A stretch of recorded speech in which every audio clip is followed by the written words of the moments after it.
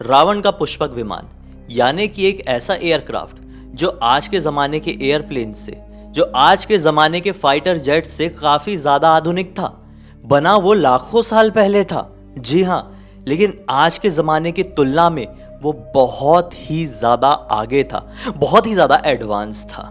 क्या रावण की मृत्यु के साथ वो पुष्पक विमान भी इस दुनिया से समाप्त हो गया, या फिर वो आज भी हमारी पृथ्वी में मौजूद है?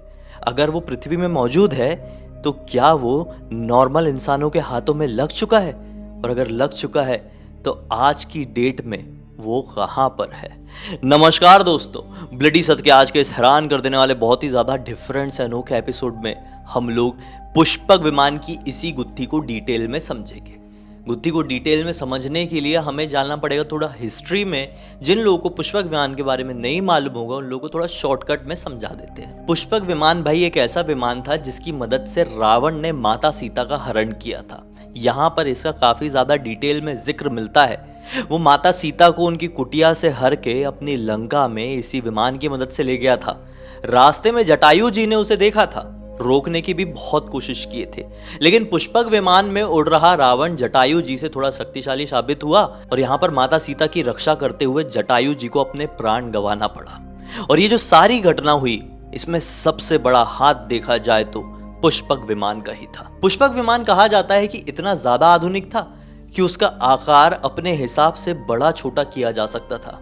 उसे मन की गति से चलाया जा सकता था, यानी कि चलाने वाला सिर्फ सोचे कि मुझे वहां पर जाना है, पुष्पक विमान वहां पर पहुंच जाएगा। पुष्पक विमान की मदद से केवल इस पृथ्वी में, इस दुनिया में ही नहीं घूमा जा सकता था, बल्कि दूसरे आयाम यानी कि दूसरे डायमेंशन में भी बहुत ही कम समय में पहुंचा जा सकता था। जी हाँ, यानी कि जो मल्टीवर्स का जिक्र है वो यहाँ पर भी हमें मिलता है। वो इतना ज्यादा आधुनिक था कि उसमें तरह तरह के हथियार, औजार और उपकरण भी लगे हुए थे जिसकी मदद से विमान से ही युद्ध किया जा सकता था।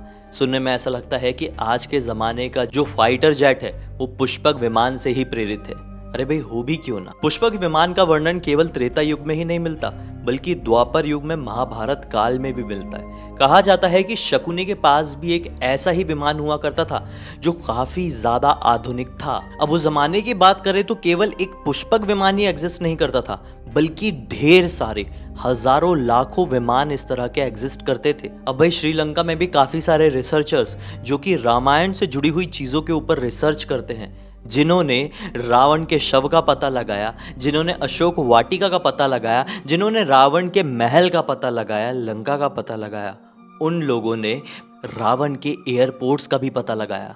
उनका कहना है कि रावण के पास कई हजारों एयरक्राफ्ट थे और उसके खुद के 4 एयरपोर्ट्स भी थे, और उनमें से सबसे ज्यादा एडवांस्ड पुष्पक विमान ही था। लेकिन ये पुष्पक विमान शुरू से ही रावण के पास नहीं था। इसकी हिस्ट्री कुछ ऐसी है कि इसका निर्माण भगवान विश्वकर्मा ने किए थे। भगवान विश्वकर्मा ने इस विमान का निर्माण करके भगवान ब्रह्मा को सौंप दिया था। फिर भगवान ब्रह्मा ने आशीर्वाद के तौर पर कुबेर जी को ये सौंप दिया। लेकिन कुबेर जी, जिनका रिश्ते में रावण सौतेला भाई लगता था, उसने कुबेर जी से युद्ध किया और युद्ध में कुबेर जी को हराकर उनकी सोने की लंका और उनका पुष्पक विमान छीन लिया। फिर रावण ने उस सोने की लंका से अपना आधिपत्य जमाया। लेकिन जब रावण का वध हुआ तो पुष्पक विमान का क्या हो? तो श्री राम ने पुष्पक विमान की पूजा अर्चना की पूरे आदर के साथ और कुबेर जी को लौटाने की कोशिश की। लेकिन कुबेर जी ने पुष्पक विमान को वापस से श्री राम को सौंपते हुए ये कहा कि आप इसी से अपनी अयोध्या वापस प्रस्थान कीजिए। यानी कि माता सीता, श्री राम और लक्ष्मण जी इस पुष्पक विमान से ही अयोध्या वापस लौटे थे। लेकिन फिर अयोध्या लौटने के बाद पुष्पक विमान का कहीं साफ वर्णन नहीं मिलता है। बहुत सारी लोक कथाओं में ये कहना हुआ कि श्री राम ने इस पुष्पक विमान को ब्रह्मा जी को ही वापस सौंप दिया। तो कुछ ये कहते हैं कि पुष्पक विमान हमेशा से ही अयोध्या में रहा, लेकिन समय आगे बढ़ा तो लोगों के साथ इसकी जगह भी बदली। अब ये तो हो गई भाई पुष्पक विमान की हिस्ट्री। अब थोड़ा आज के जमाने में आ जाते हैं। लादेन का नाम आप लोगों ने बहुत अच्छे से सुना होगा। जब वो जिंदा था ना, तो अमेरिकी सरकार उसके पीछे पड़ी हुई थी। उसे ढूंढना काफी ज्यादा मुश्किल हो गया था। लगभग 10 सालों से उसकी खोज चल रही थी। फिर अमेरिकी सरकार ने आर्मी के कुछ लोग यानी कि कुछ टुकड़ी अफगानिस्तान के जंगलों में, पहाड़ियों में और रेगिस्तानों में भेजी। उनका काम यही था कि लादेन का पता लगाएं। लेकिन लादेन तो नहीं मिला। उन्हें अफगानिस्तान की दुर्गम पहाड़ियों में एक ऐसा विमान मिल गया जिसे देखकर वो भौचक्के हो गए। उनके पैरों तले जमीन निकल गई। ये विमान कुछ समझ में नहीं आ रहा था, बंद सा था और बेहद ज्यादा पुराना लग रहा था।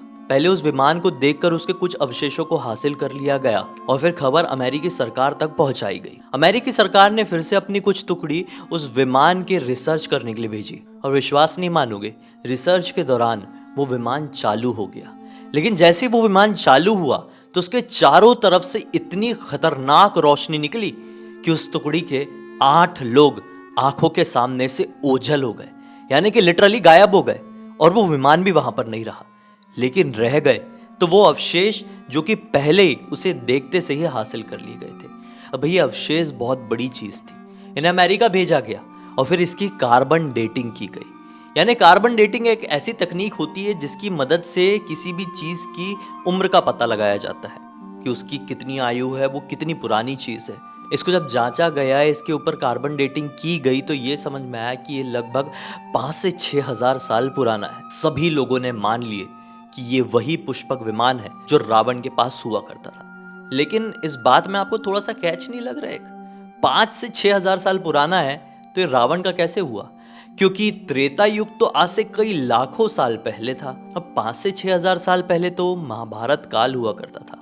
अब भाई इससे भी समझ में आ रहा है, शकुनी विमान का जिक्र मैंने स्टार्टिंग में किया था। शकुनी का कौन सा साम्राज्य था? गांधार, जो आज के जमाने में अफगानिस्तान के अंदर है। गांधार आज के समय में उसे कहा जाता है। वहां पर भी महाभारत काल से जुड़ी हुई काफी सारी चीजें आज तक मिल चुकी है, तो ये विमान क्यों नहीं महाभारत से जुड़ा हुआ हो सकता?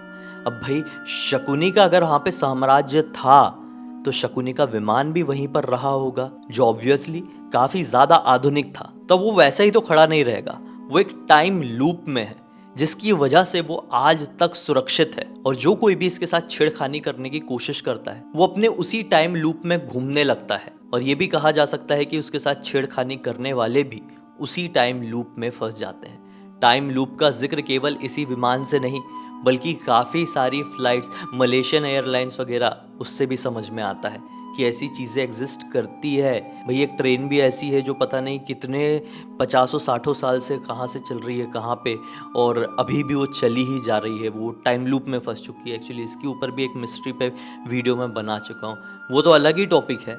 लेकिन अभी के लिए हम बात करें तो पुष्पक विमान तो इस दुनिया में अभी भी मौजूद है, लेकिन कौन से डायमेंशन में, कौन से आयाम में, ये नहीं पता। क्योंकि हमारे साथ साथ बहुत सारे यूनिवर्स चल रहे हैं। जैसा हमारा सोलर सिस्टम है, जैसा हमारा गैलेक्सी है, वैसे ना जाने कितने अरबों सोलर सिस्टम्स और कितने अरबों मिल्की वे गैलेक्सी होगी, कितनी सारी गैलेक्सीज होगी, कितने सारे ब्रह्मांड होंगे। और कुछ ऐसी चीज़ें जिसने हमारे इतिहास में बहुत अहम भूमिकाएं निभाई है, जैसे कर्ण का कवच और कुंडल हो गया, जैसे कि यही हो गया पुष्पक विमान, जैसे कि और भी काफ़ी सारी चीज़ें हो गई। हो सकता है वो आज के ज़माने में भी, आज के टाइम में भी हमारे आसपास ही मौजूद हो, लेकिन किसी और डायमेंशन में। उम्मीद करता हूँ कि आप लोगों को समझ में आया होगा मैं क्या बताने की कोशिश कर रहा हूँ। ये थोड़ा सा ट्रिकी टॉपिक था, लेकिन थोड़ा आराम से समझेंगे तो डिटेल में समझ में आएगा। मल्टीवर्स का, पैरेलल यूनिवर्स का या अदर डायमेंशन का वर्णन हमें एक और बार रामायण में मिलता है, श्री कृष्ण लीला में भी मिलता है। अगर आप लोग भी उन कंसेप्ट को जानना चाहते हैं तो कमेंट सेक्शन में जरूर बताइए, मैं नेक्स्ट वीडियो उसके ऊपर लेकर आऊंगा।